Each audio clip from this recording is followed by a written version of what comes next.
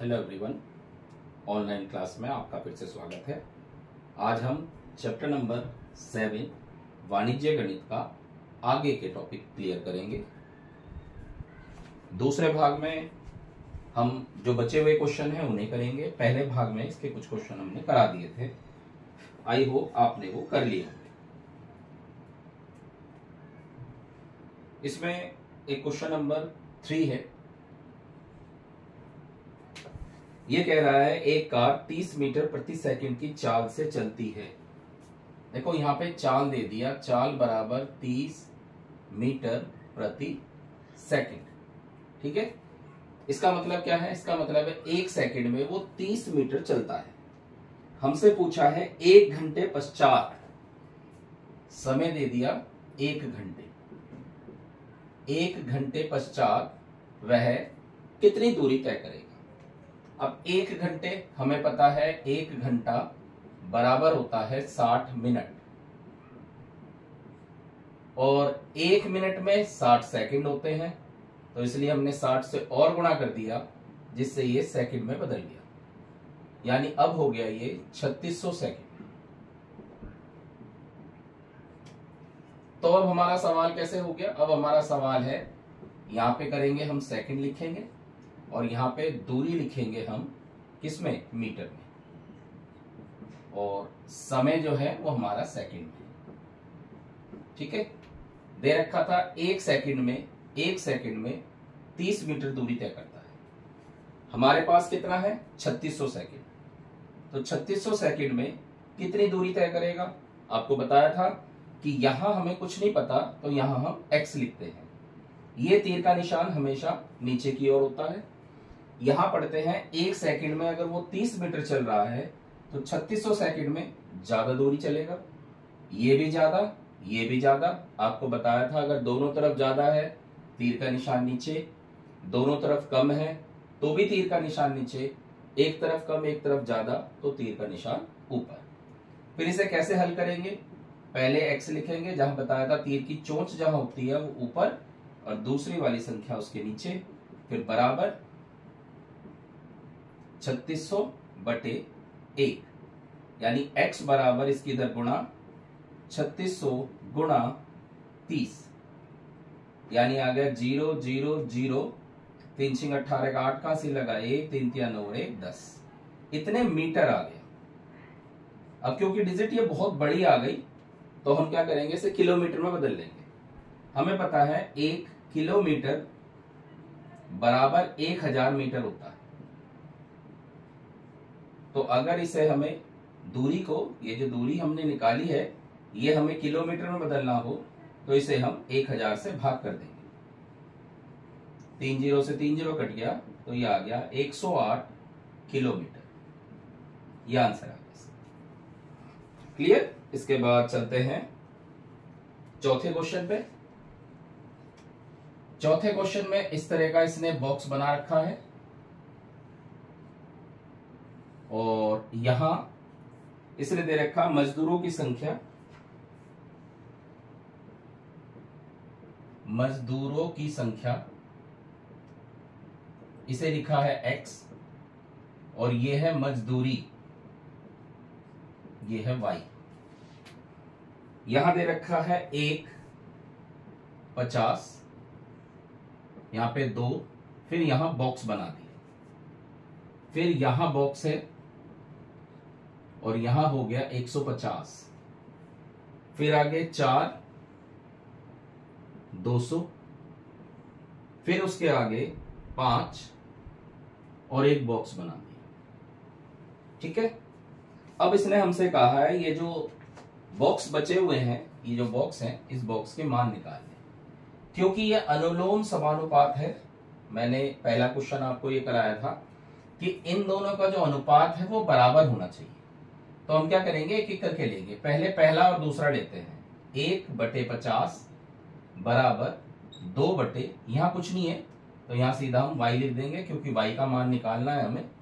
ठीक है, और ब्रज गुणा, इसकी इधर गुणा, इसकी इधर गुणा, y की 1 में गुणा करेंगे और 2 की 50 में गुणा करेंगे, तो y बराबर हमारा 100 आ जाएगा। यानी इस बॉक्स में 100 आ गया, एक आंसर आ गया। फिर ऐसे ही करेंगे, ये पहले वाला और ये चौथे वाला, ये तीसरे वाला, ये वाला ही लिखेंगे। तो ये आ गया 1/50 बराबर, यहां पुनः 1/50 बराबर। अब की बार ऊपर वाला हिस्सा खाली है, यानी कि ये, तो x का मान खाली है, नीचे 150। तो इसके इधर गुणा कर देते हैं, तो x बराबर हो गया 150/50, 0 से 0 कट गया, 5 दिया 15, यानी x का मान 3 आ गया। ये 2 बॉक्स के आंसर आ गए हमारे। ऐसे ही हम तीसरा बॉक्स लेंगे, ये वाला। तो चाहे तो आप ये दोनों ले लो, 4/200 बराबर 5 बटे ये बॉक्स, और ये नीचे किसका, y का मान है। तो फिर वही ब्रज गुणा कर दो, 4 गुणा y बराबर 5 गुणा 200। हमें y का मान निकालना है, 4 यहां गुणा में है, बराबर के दूसरी तरफ ले जाएंगे तो भाग में हो जाएगा। पढ़ रखा है ये सब हमने कि अगर गुणा को बराबर के दूसरी तरफ ले जाते हैं तो भाग में बदल जाता है। 4 से काट दें आप इसे, 4 पंजे 20, 0, यानी y का मान आ गया 250।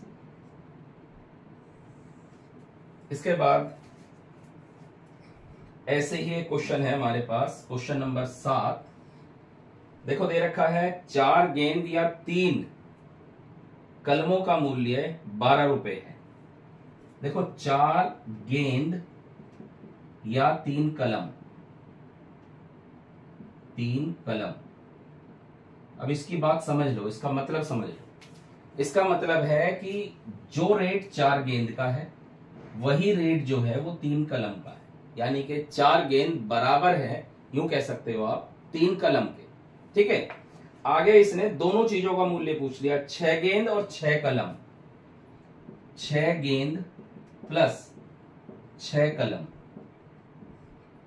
तो इस सवाल को जब हमें करना होगा, क्योंकि हम देखो यहां पे 2 चीज लेते हैं, समय और दूरी। एक दिया हुआ होता है, एक निकालना होता है, लेकिन यहां 3 चीज हो गई, गेंद, कलम और मूल्य, जबकि क्वेश्चन हमारे 2 चीजों से है। तो इसलिए हम इन दोनों को, ये जो 6 गेंद और 6 कलम है ना, या तो इन सब दोनों के हम गेंद बना लेंगे या दोनों के हम कलम बना लेंगे। कैसे बनाएंगे? देखो 3 कलम 4 गेंद के बराबर है, तो मैं ये लिख रहा हूं 3 कलम बराबर है 4 गेंद के। तो 6 कलम बराबर किसके हो जाएगा? 3 अगर 4 के बराबर है तो 6 किसके बराबर हो जाएगा? ये हो जाएगा 4 गुणा 6/3, किसके? 8 के हो गया, यानी 8 गेंद के। 3 कलम 4 गेंद के, तो 6 कलम कितने गेंद के? 8 गेंद के। अब हमारे पास क्वेश्चन ये था, एक साथ है ये, 6 गेंद प्लस 6 कलम। तो हमने देखो 6 कलम को 8 गेंद में बदल लिया, यानी अब हो गया हमारा ये 6 गेंद प्लस 8 गेंद, कुल मिलाकर हो गया 14 गेंद। आप कहोगे ये कैसे कर दिया? ये हमने एक में बदल लिया, या तो दोनों को कलम बना लो या दोनों को गेंद बना लो। ठीक है, अब हमारा सवाल क्या हो गया? एक तरफ है गेंद और दूसरी तरफ मूल्य। सवाल क्या था शुरू में? देखो 4 गेंद या 3 कलम, क्योंकि हम केवल गेंद लेके सवाल करेंगे तो हमें केवल ये वाला हिस्सा उठाना है। तो 4 गेंद और इनका मूल्य क्या दे रखा है बुक वाले ने? मूल्य दे रखा है इसने 12 रुपए। 12 रुपए। अब कितनी गेंद होगी हमारी? 14 गेंद है, मूल्य पता नहीं, ये 3 हमेशा नीचे आएगा, पता है हमें। ठीक है, अब हिसाब लगाओ, अगर 4 गेंद 12 रुपए के हैं तो 14 गेंद कितने के होंगे? सीधी सी बात है, अगर 4 गेंद 12 रुपए के हैं तो 14 गेंद ज्यादा रुपए के होंगे।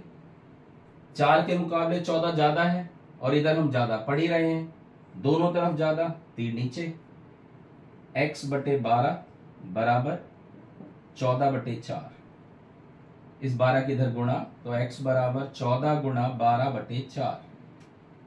2 से काट दो, 4 से सीधा काट दो, 4 तिया 12 और 14 तिया 42, यानी आंसर आ जाएगा 42 रुपए। इसको दोबारा एक बार और क्लियर कर लेते हैं। देखो सवाल ऐसे दिया हुआ था, 4 गेंद या 3 कलम, इन दोनों का मूल्य 12 रुपए है। अगर हम सवाल गेंद लेके करेंगे तो 4 गेंद का मूल्य 12 रुपए, अगर कलम लेके करेंगे तो 3 कलम का मूल्य 12 रुपए। ठीक है, अब नीचे जो है उसने 2 चीजें एक साथ पूछ ली, 6 गेंद प्लस 6 कलम। एक साथ पूछा है, इन्हें एक साथ मूल्य पूछा है, तो हम क्या करेंगे, सबसे पहले या तो इन दोनों के कलम बना लेते हैं या दोनों के गेंद बना लेंगे। आसान क्या पड़ेगा, आसान पड़ेगा गेंद बनाना। आप कहोगे क्यों, देखो 3 कलम 4 गेंद, तो अगर 3 का दुगना 6 हो गया तो 4 का दुगना 8 हो गया। ठीक है, तो यानी कि 6 गेंद तो था ही, 6 कलम 8 गेंद के बराबर हो गया, तो 6 + 8 यानी कि 14 गेंद हो गए। अब सवाल के सामने है। तो उम्मीद करता हूं ये सारे क्वेश्चन आपके क्लियर हो गए होंगे, एक्सरसाइज आपकी पूरी होगी, अच्छी तरह समझ में आ गया होगा। अब अगली वीडियो में हम जो है इसका विलोमानुपात करेंगे। ये समानुपात था, अनुलोम समानुपात। अगले एक्सरसाइज में हम विलोम समानुपात करेंगे। क्लियर? Thank you.